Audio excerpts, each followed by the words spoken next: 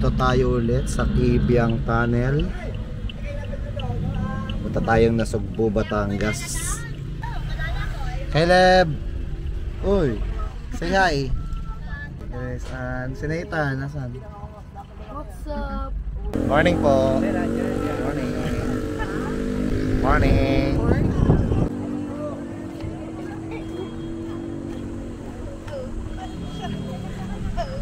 Saya-saya mo ah. Good morning. Okay.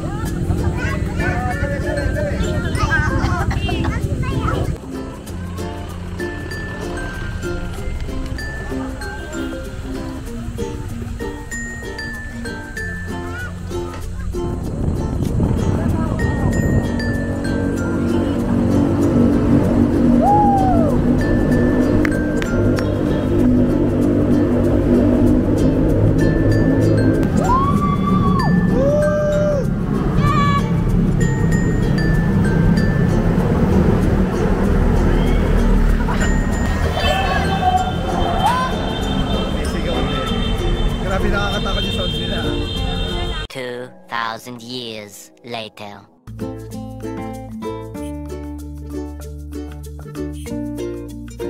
Papakita ko ba? Ah, okay na po.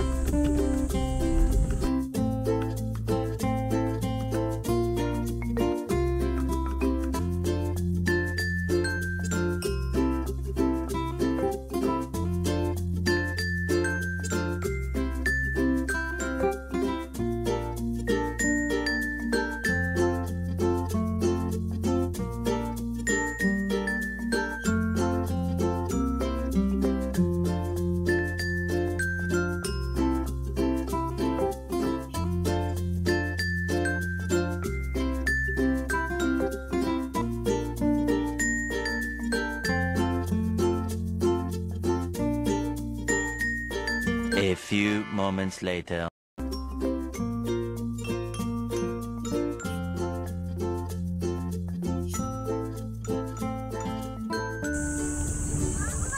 Dito na tayo sa Miranda, Pico de Oro. Tapos sa beach. Excited ka na sa beach? Yes. Wow. Ano gagawin mo sa beach? Swimming. Swimming. Ama, yung baril ko. Ha? Yung baril. Baril mo? Nandyan lang yung baril mo. Ay, kuya! Ayun mo yung baril ko.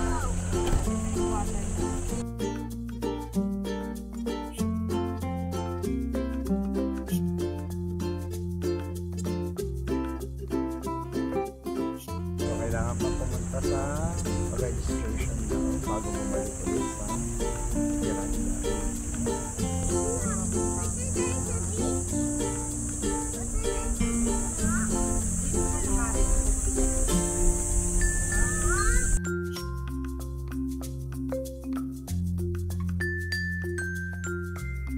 Punta na kami sa lobby to register first.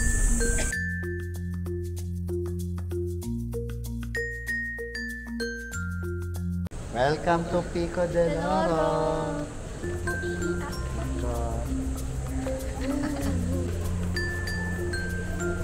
Oh, nice.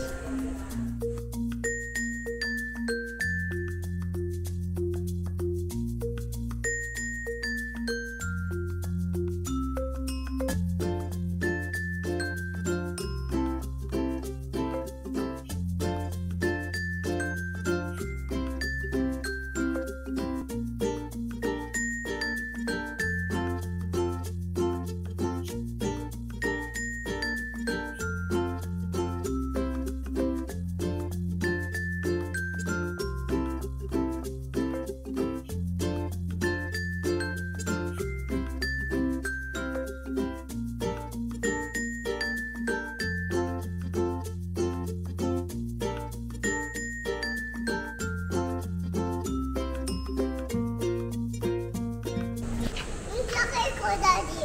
Ha? Jacket. Jacket? I don't know. Say hi.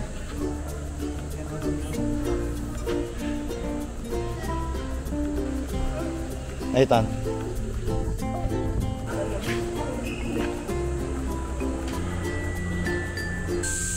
nandito na tayo sa Pico del Oro Country Club sa Nasugbu, Batangas. Nandito kami sa main hotel nila.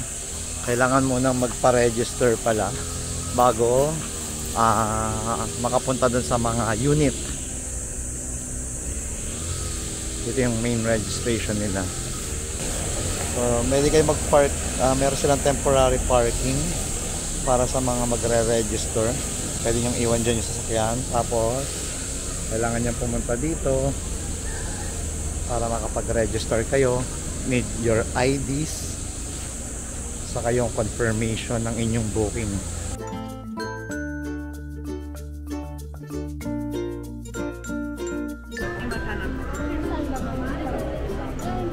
Kaya ito doon po, iniwan ni Nathan doon.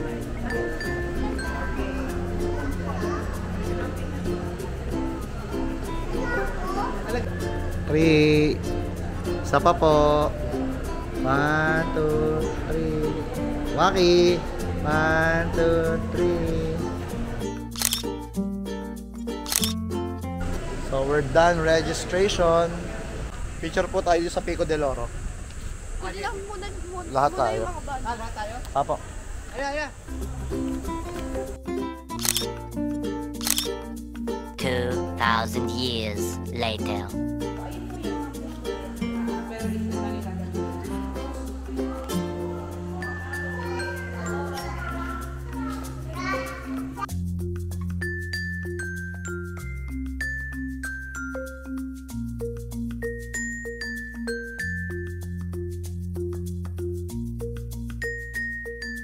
Elevator sila rito sa Miranda A. Gusto nyo namang magagdan. Ayan.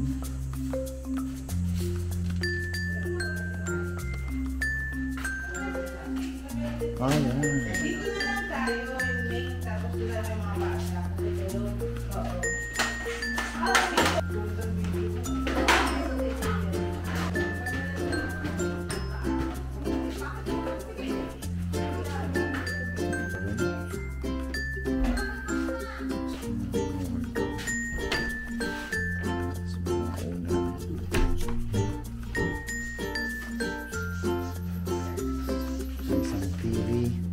Flat screen. Ito yung bed, double bed. Tapos may mga mattress na rin. May vanity mirror. May isang single bed. Balcony.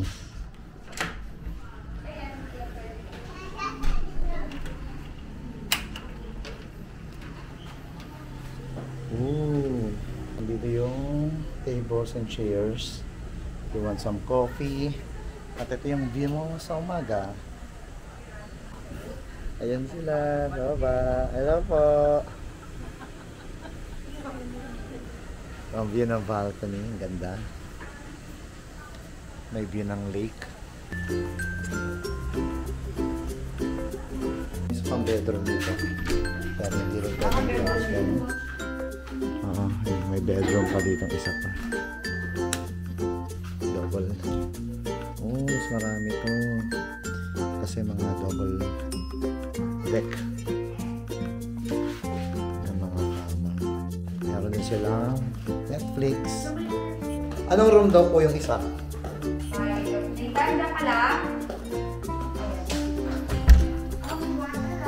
Ay, hindi CR to. Ano to? Storage. So, nandito yung mga kitchenwares. Upuan, mga mattresses. So, ito ka din ang comfort room. CR. So, napakalinis.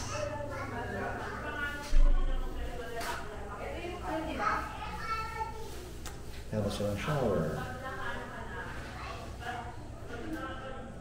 Ito kami yung meron dito. Mga panlinis. Ito, pinaka-importante ito. DJ. Ayan. Tapos, meron din TV dito. At merong karaoke. So, sa labas, aba, ang galing ah. May ano, may lamesa dito sa labas, pwedeng kumain, dine out. Tapos ito may access na kagad sa lake. Kasi yung beach na nandun yung beach sa dulo. So lalakarin pa. Pero at least ito na yung access mo papunta sa beach, mas malapit. Tapos kanina nandito tayo sa second floor. A few moments later. Ang halian. Bye-bye.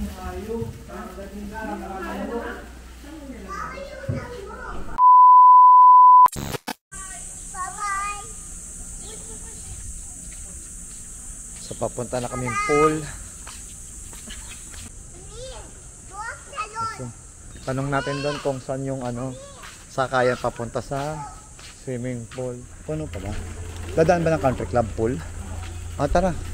Sa likod na lang tayo. Sige, go. So yan, may shuttle service sila rito.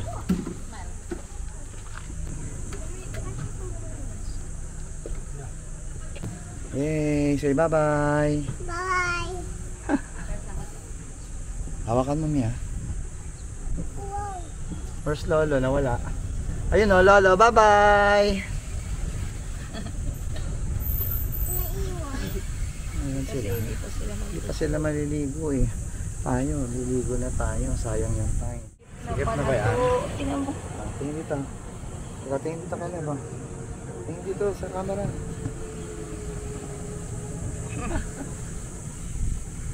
A few moments later. Dito na kami sa country club na andito yung kanilang swimming pool.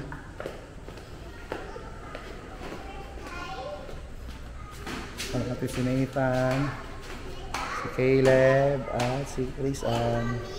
Yes. Okay. So, ito na yung pool area nila. Wow. Dito tayo dito. Hanap tayo ng magandang pwesto.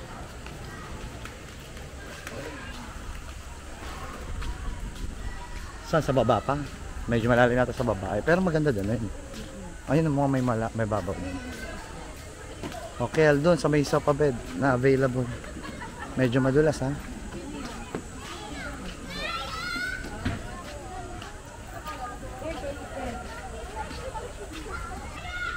So nakakuha na kami ng pwesto. Ayun, mas maganda doon, Mio. May may fountain ba yun? Alayin naman natin. Oo nga eh. Pero okay lang yan. Ayun, maganda doon. Titignan ko kung may pwesto doon. Ha? Sige, check mo muna. Hawak kay mami, baka mahulog. So maganda kasi doon dahil merong tubig na nagbo-burst. So hindi slipper yun dahil may mat para hindi maging slippery siya. Medyo crowded dito, walang space, puno. Saka mas malalim to. Ito yung lagoon. So pwede siyang lakarin mula doon sa Miranda. Medyo content niya maglakad.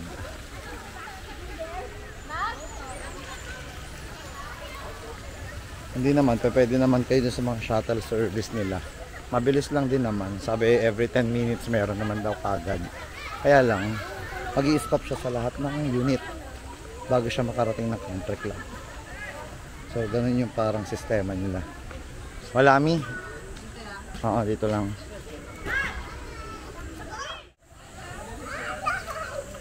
Okay na siya dyan.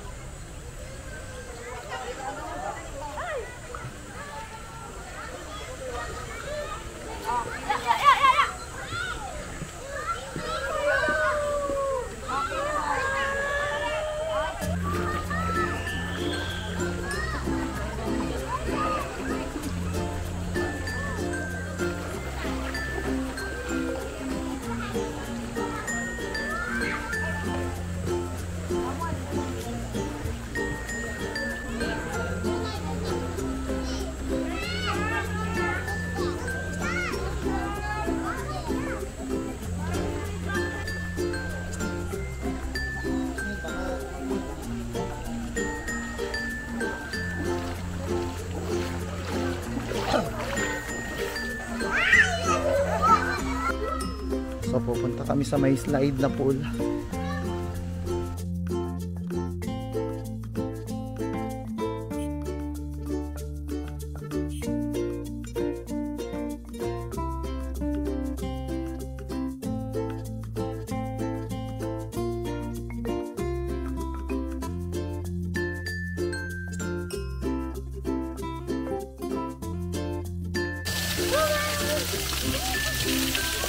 Ay, ayaw dumulas.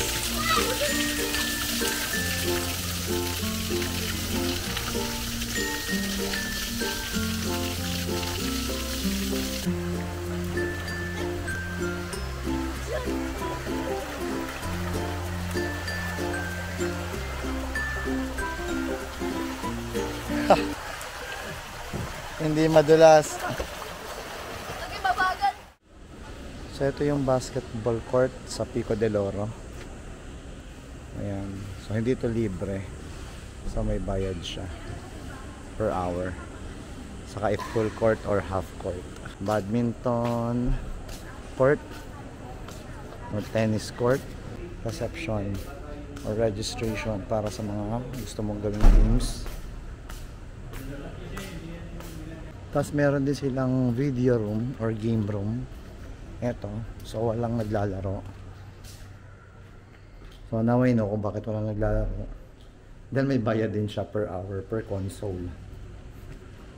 So lahat ng mga sports and game amenities dito may bayad. So wala kang makukuhang free, kundi pool and beach access. So pabalik tayo sa room natin sa Miranda. Kasi bawal din ng naka-jersey dito ulit. So unfortunately, naka-jersey ako.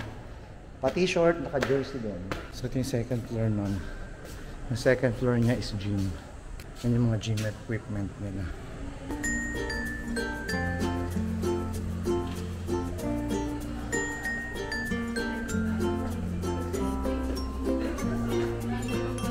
A few moments later. So nandito tayo sa lobby ng country club. Waiting tayo sa shuttle nila. So babalik tayo ng accommodation natin ng unit dahil kailangan ko magpalit ng jersey. So ito na yung shuttle nila. So almost 10 minutes lang din talaga maghihintay.